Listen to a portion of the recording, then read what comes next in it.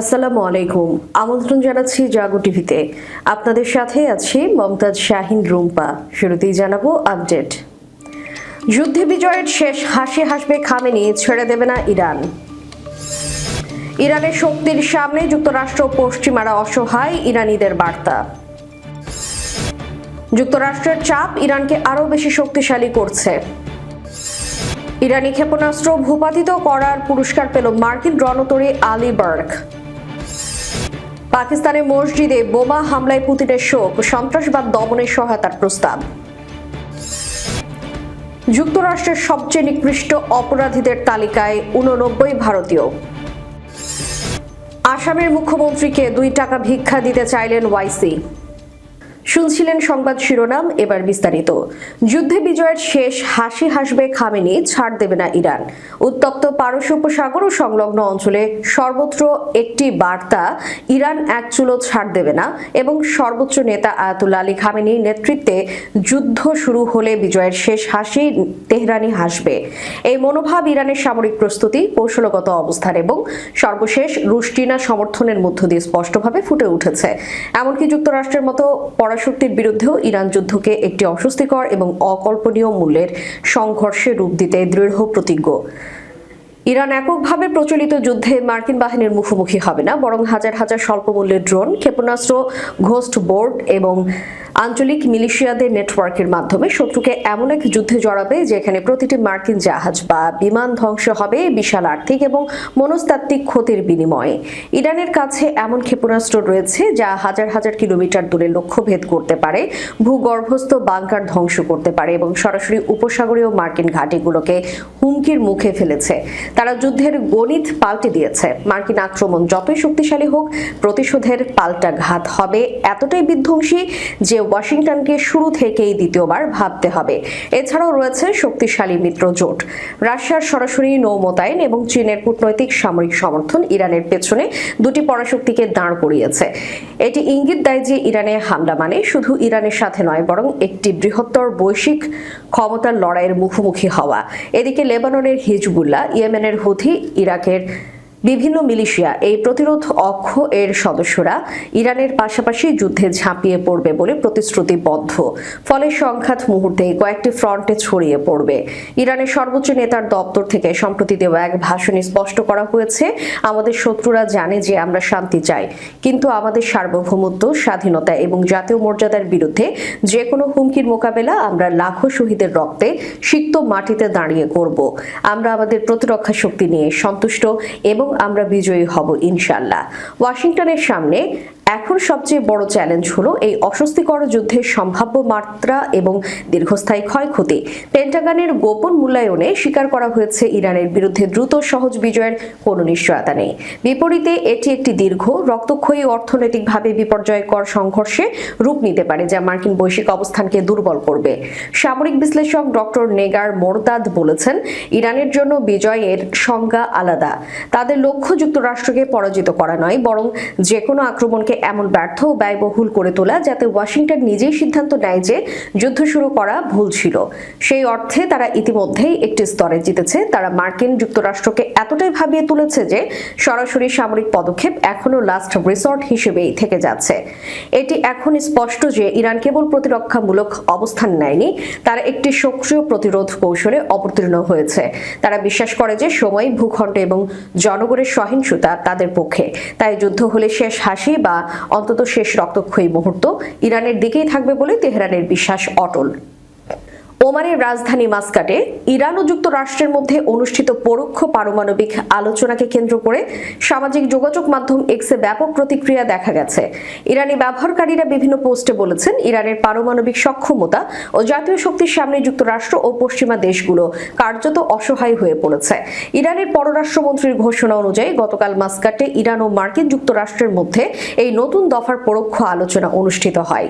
এই আলোচনা নিয়ে পার্স টুডের প্রতিবেদনে বলা হয়েছে, ইরানি ব্যবহারকারীরা এক্সের পোস্টের মাধ্যমে নিজেদের মতামত প্রকাশ করেছেন এবং জোর দিয়ে বলেছেন যে কোনো পরিস্থিতিতেই ইরান তার শান্তিপূর্ণ পারমাণবিক অগ্রগতি অব্যাহত রাখবে। মোহাম্মদ সাজ্জাদ নামের এক ব্যবহারকারী লেখেন, ইরানের পারমাণবিক জ্ঞান ও সক্ষমতার সামনে যুক্তরাষ্ট্র ও পশ্চিমা দেশগুলো দিশেহারা হয়ে পড়েছে। তিনি বলেন, পুরো বিশ্বই জানে যে ইরান এখন শুধু অঞ্চলেরই নয়, বরং বিশ্বের একটি প্রভাবশালী শক্তিশালী দেশ। আরেক ব্যবহারকারী হাদাফ লিখেছেন, বিপ্লবের বহু বছর পর নিষেধাজ্ঞা ও হুমকির মধ্যেও ইরান একটি নির্ভরশীল এবং পিছিয়ে থাকা দেশ থেকে একটি শক্তিশালী এবং বৈজ্ঞানিক রাষ্ট্রে পরিণত হয়েছে, এমন এক রাষ্ট্রে যার শক্তিকে তার শত্রুরাও গুরুত্বের সঙ্গে বিবেচনা করে। তিনি বলেন, আলোচনা হোক বা না হোক, ইরান শান্তিপূর্ণ পারমাণবিক অগ্রগতির পথ থেকে সরে আসবে না। এলহাম নামের আরেকজন লিখেছেন, বিপ্লবের পর সব ধরনের নিষেধাজ্ঞা ও বিদেশি চাপ সত্ত্বেও ইরান ইউরেনিয়াম সমৃদ্ধকরণের জ্ঞান অর্জন করেছে এবং সেই জ্ঞান ব্যবহার করছে বিদ্যুৎ উৎপাদন, চিকিৎসা ও কৃষি কাজে। তিনি বলেন, শান্তিপূর্ণ পারমাণবিক শক্তির অধিকার থেকে ইরান কখনোই পিছিয়ে যাবে না। এক্সের সক্রিয় ব্যবহারকারী ইলদা মাসায়েথি বলেছেন, ইরানিরা বিপ্লব করেছে সম্মান অর্জনের জন্য, ক্ষেপণাস্ত্র তৈরি করেছে শক্তি ও সম্মান একসঙ্গে রাখার জন্য, আর এখন কোনো অবস্থাতেই তারা তাদের পারমাণবিক জ্ঞানের অগ্রগতি থেকে এক চুলো পিছিয়ে যাবে না। আরেক ব্যবহারকারী আসমানি লিখেন, আজ ইরান দৃঢ়তার সঙ্গে উন্নয়ন ও ন্যায়ের পথে এগিয়ে যাচ্ছে। প্রতিরোধমূলক অর্থনীতি এবং আত্মনির্ভরশীলতার উপর জোর দিয়ে দেশটি অর্থনৈতিক সমস্যাগুলো মোকাবিলা করার চেষ্টা করছে। বিপ্লব ও মাতৃভূমির মূল্যবোধ রক্ষায় ইরানি জাতির সংগ্রামী মনোভাব এবং দৃঢ়তা এমন এক শক্তি যা শত্রুদের ব্যর্থ করে দিয়েছে। এ কারণেই যুক্তরাষ্ট্র ও তাঁর মিত্ররা ইরানের শান্তিপূর্ণ পারমাণবিক কর্মসূচির বিরুদ্ধে অবস্থান নিয়েছে। এক্স ব্যবহারকারী ফাতেমা বলেন, স্বাধীনতা হলো ইসলামী বিপ্লবের সবচেয়ে বড় উপহার। ইসলামী বিপ্লব ইরানের জন্য অগ্রগতির পথ খুলে দিয়েছে। এটি একটি মুক্ত জাতির ইচ্ছা শক্তির। তিনি বলেন, যুক্তরাষ্ট্র জেনে রাখুক, ইরান শেষ পর্যন্ত এই পথেই থাকবে এবং শান্তিপূর্ণ পারমাণবিক জ্ঞানের বিজয়ের শিখরে পৌঁছবে। যুক্তরাষ্ট্রের চাপ ইরানকে আরও বেশি শক্তিশালী করছে। সামরিক চাপ, নিষেধাজ্ঞা ও অভ্যন্তরীণ অস্থিরতার মাধ্যমে ইরানকে চাপে রাখতে চাইছে ট্রাম্প প্রশাসন। কৌশল উল্টো ফল দিতে পারে বলে সতর্ক করেছে ইরান বিষয়ক বিশেষজ্ঞ ইভান সাসাশিহান। ওয়াশিংটনে দেওয়া এক সাক্ষাৎকারে তিনি বলেন, ট্রাম্প প্রশাসন ইরানের উপর চাপ বাড়িয়ে শাসক গোষ্ঠীকে দুর্বল করতে চাইলেও বাস্তবে এতে সরকার আরও সংহত হতে পারে। অতীত অভিজ্ঞতা বলছে, দীর্ঘদিনের বাইরের চাপের মধ্যেও ইরানের রাজনৈতিক ব্যবস্থা টিকে থাকার সক্ষমতা দেখিয়েছে। গত ডিসেম্বরের শেষ দিকে ইরানের মুদ্রা ধসের পর দেশ জুড়ে বিক্ষোভ শুরু হয়। মানবাধিকার সংস্থার দাবি অনুযায়ী এতে 6,000-এর বেশি মানুষ নিহত হয়েছে, যদিও ইরান সরকার স্বীকার করেছে প্রায় 3,000 মৃত্যুর কথা। এই পরিস্থিতিতে যুক্তরাষ্ট্র নিষেধাজ্ঞা জোরদার এবং সামরিক উপস্থিতি বাড়িয়েছে।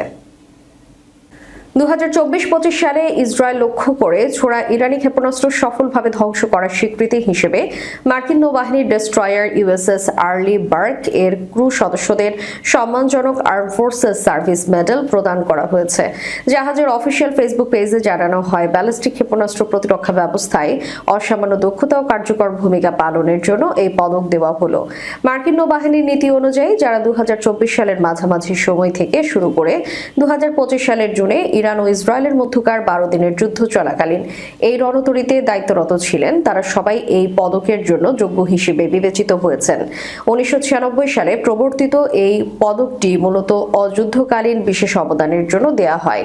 তবে গত 2 বছরের মধ্যপ্রাচ্যে উত্তেজনার সময় আর্লি বার্ক এবং ইউএসএস কার্নি সহ বেশ কিছু মার্কিন যুদ্ধজাহাজ ইরানের ড্রোন এবং ক্ষেপণাস্ত্র হামলা প্রতিহত করতে মূল ভূমিকা পালন করে। বিশেষ করে 2024 সালের এপ্রিলে মার্কিন সেন্ট্রাল কমান্ডের নেতৃত্বে এক বিশাল অভিযানে 80টিরও বেশি ড্রোন এবং অন্তত 6টি ব্যালিস্টিক ক্ষেপণাস্ত্র ধ্বংস করা হয়েছিল। সেই ধারাবাহিকতায় 2025 সালের জুন মাসেও পূর্ব ভূমধ্যসাগরে মোতায়েন থাকা 5টি ডেস্ট্রয়ারের মধ্যে আর্লি বার্ক অন্যতম ছিল, যা ইরানের বহুমুখী ক্ষেপণাস্ত্র হামলা রুখে দেয়। পাকিস্তানের রাজধানী ইসলামাবাদে শিয়া মসজিদে জুমার নামাজ চলাকালে ভয়াবহ আত্মঘাতী বোমা হামলায় অন্তত 31 জন নিহতের ঘটনায় গভীর শোক ও নিন্দা প্রকাশ করেছেন রাশিয়ার প্রেসিডেন্ট ভ্লাদিমির পুতিন। বিস্ফোরণের পর বিশ্বজুড়ে নিন্দা এবং সংহতির বার্তা এসেছে। এই ঘটনাকে বর্বর ও অমানবিক আখ্যা দিয়ে পুতিন সন্ত্রাসবাদ দমনে পাকিস্তানের সঙ্গে সহযোগিতা জোরদারের প্রস্তাব দিয়েছেন।